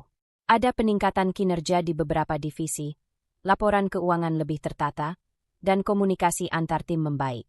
Tidak ada yang dramatis, tapi cukup sebagai tanda bahwa perusahaan bergerak ke arah yang benar. Sarah tersenyum tipis. Bukan bangga, hanya puas melihat kerja keras kolektif mulai menunjukkan hasil. Siang hari, ia memutuskan mengambil jeda sejenak. Bukan kebiasaannya, tetapi hari ini ia merasa tubuhnya layak mendapatkan napas panjang. Ia berjalan ke taman kecil yang berada di lantai atas gedung, tempat yang jarang ia kunjungi karena dulu selalu merasa terlalu sibuk. Taman itu sederhana, dengan bangku kayu dan deretan tanaman hijau yang dijaga staf kebersihan. Sarah duduk di salah satu bangku, membiarkan matanya menelusuri langit dan dinding kaca gedung-gedung tinggi yang mengelilingi area itu. Di tempat sunyi itu, ia tidak memikirkan Dimas. Bukan karena ia menyingkirkannya, tapi karena ruang itu akhirnya penuh oleh dirinya sendiri. Ia mengambil buku catatan kecil dari tasnya, buku yang dulu sering ia gunakan untuk mencatat ide bisnis yang tidak pernah ia jalankan karena terlalu fokus pada kebutuhan rumah tangga. Halaman-halaman awal masih berisi tulisan lama, strategi pemasaran, gagasan diversifikasi, beberapa konsep produk baru. Sarah membuka halaman kosong. Untuk pertama kalinya sejak konflik rumah tangga itu terjadi, ia mulai menulis sesuatu untuk dirinya sendiri. Bukan untuk perusahaan, bukan untuk mempertahankan siapapun. Ia menulis rencana-rencana kecil. Belajar kembali fotografi. Mengikuti kelas kepemimpinan wanita. Perjalanan singkat ke daerah pegunungan. Melanjutkan program beasiswa internal perusahaan. Daftar yang tidak mencolok tapi terasa segar. Sesuatu yang membuatnya tersenyum kecil. Saat kembali ke ruangannya, Direktur Operasi mengetuk pintu dan masuk setelah mendapat izin. Semua laporan mingguan sudah masuk, katanya sambil menyerahkan map tipis. Dan sebagian besar menunjukkan peningkatan. Terima kasih, jawab Sarah. Direktur itu menunduk sedikit, lalu berkata, untuk apapun yang ibu lakukan akhir-akhir ini, dampaknya terasa. Terima kasih sudah menstabilkan keadaan. Sarah tidak bereaksi berlebihan. Ia hanya mengangguk. Ini kerja bersama. Setelah orang itu keluar, Sarah membuka map dan membaca laporan-laporannya satu persatu. Di setiap halaman, Ia melihat bukti bahwa keputusannya selama ini tidak sia-sia. Tim yang lebih solid, alur kerja lebih lancar, dan atmosfer kantor yang tidak lagi tegang. Namun yang paling terasa adalah perbedaannya pada dirinya sendiri. Ia tidak lagi bekerja dengan bayang-bayang seseorang, tidak lagi mencoba membuktikan bahwa ia layak dihargai. Kini ia bekerja dengan kejelasan dan kekuatan yang tumbuh dari luka yang sudah sembuh. Sore harinya, Sarah pulang lebih awal, hal yang jarang ia lakukan. Ia berjalan kaki pelan di trotoar kota, membiarkan angin sore menyentuh pipinya. Beberapa toko kecil di sepanjang jalan menarik perhatiannya, termasuk galeri seni mungil dengan jendela besar yang menampilkan beberapa karya. Ia berhenti di depan galeri itu. Dulu, ia pernah bercerita kepada Dimas bahwa ia ingin belajar seni. Dimas hanya menjawab singkat, "Nanti saja." Dan impian kecil itu menguap bertahun-tahun. Kini, tanpa tekanan siapapun, ia mendorong pintu galeri dan masuk. Ia mengelilingi ruangan pelan, memperhatikan lukisan-lukisan dengan warna hangat dan sapuan yang tenang. Rasanya seperti melihat bagian dari dirinya yang dulu ia simpan terlalu dalam. Ia berdiri lama di depan sebuah lukisan bergambar jalan setapak di dalam hutan. Jalur itu mengarah ke cahaya lembut di kejauhan, tanpa detail berlebihan. Seolah menggambarkan perjalanan panjang yang pelan tapi pasti menuju tempat yang lebih terang. Sarah tersenyum kecil. Tanpa disadari, ia selama ini berjalan di jalan itu. Malam hari, di rumah, ia menyalakan lampu ruang tamu dan membuka jendela untuk membiarkan udara malam masuk. Ia membuat teh hangat, duduk di sofa, dan memandangi kota melalui jendela. Tidak ada suara gaduh, tidak ada ketakutan bahwa pintu akan dibanting atau seseorang akan pulang dengan kemarahan. Hanya keheningan yang menenangkan. Ia memeluk lututnya sebentar, bukan karena kesedihan, tapi karena rasa syukur. Akhirnya ia menemukan tempat yang benar-benar menjadi miliknya. Pemulihan bukan datang tiba-tiba. Ia datang dari hal-hal kecil yang akhirnya bisa ia lakukan tanpa bayang-bayang siapapun. Dan kebangkitannya bukan tentang membalas siapapun, melainkan tentang kembali menjadi diri sendiri. Sarah mengambil buku catatan kecilnya lagi, membuka halaman yang ia tulis tadi, dan menambahkan satu kalimat baru. "Aku bebas." Ia menutup buku itu pelan dan membiarkannya tergeletak di meja. Malam itu, ia tidur dengan hati yang ringan, tanpa masa lalu yang menahan, dan dengan masa depan yang lebih luas daripada yang pernah ia bayangkan. Stabilitas baru Sarah terasa jelas dari cara ia membuka pagi dengan langkah mantap dan pikiran yang lebih jernih daripada sebelumnya. Sudah berminggu-minggu sejak ia memantapkan kembali fondasi kepemimpinan di perusahaan, dan ritme hidupnya berubah menjadi lebih seimbang, lebih dewasa. Pagi itu, ia duduk di sudut kecil ruang kerjanya, tempat yang dulu hanya menjadi persinggahan, kini berubah menjadi ruang yang benar-benar mencerminkan dirinya. Jendela besar memantulkan sinar matahari hangat, menyingkapkan pantulan perempuan yang telah melalui banyak hal, namun tetap berdiri tegak tanpa kehilangan sisi kemanusiaannya. Sarah membuka laptop, meninjau beberapa laporan yang dikirimkan semalam. Tidak ada tekanan berlebihan, tidak ada panggilan mendesak yang memburu. Hanya agenda teratur yang ia susun sendiri dengan ketenangan penuh. Sesekali ia berhenti, menarik napas panjang, seolah memeriksa apakah ketenangan ini benar-benar nyata. Dan kenyataan itu tidak membuatnya ragu, justru membuatnya tersenyum tipis. Sebuah ketukan lembut di pintu membuatnya menoleh. Rina masuk hanya untuk menyerahkan dokumen yang sudah direvisi. Tidak ada kecanggungan, tidak ada ketakutan seperti dulu saat struktur perusahaan masih goyah. Sekarang, aura profesional mengalir mulus, terutama karena Sarah menjaga semuanya tetap sederhana namun tegas. "Terima kasih," ucap Sarah singkat. Rina mengangguk dan kembali keluar, meninggalkan ruang itu seperti semula. Damai, rapi, dan penuh wibawa. Sarah menatap dokumen itu sejenak sebelum menyimpannya di folder yang tepat. Setelah semua badai dan ketidakpastian yang ia lewati, ia menemukan kenyamanan baru dalam rutinitas kecil seperti ini. Keheningan kantor, suara mesin printer di luar, langkah-langkah teratur para karyawan. Semuanya terasa menenangkan, bukan lagi memicu ketegangan seperti dulu ketika ia masih harus menghadapi persoalan yang menumpuk dari masa lalu. Hari berjalan dengan ritme yang konsisten. Sarah menghadiri satu rapat singkat, mengarahkan proyek yang tengah dikerjakan, dan memastikan semua tim berjalan di jalur yang sama. Ia tidak perlu meninggikan suara atau memaksakan kehendak. Arahan logis dan caranya mendengarkan sudah cukup untuk membuat orang menghargainya. Setelah rapat selesai, beberapa kepala divisi saling bertukar pandang dan tersenyum kecil.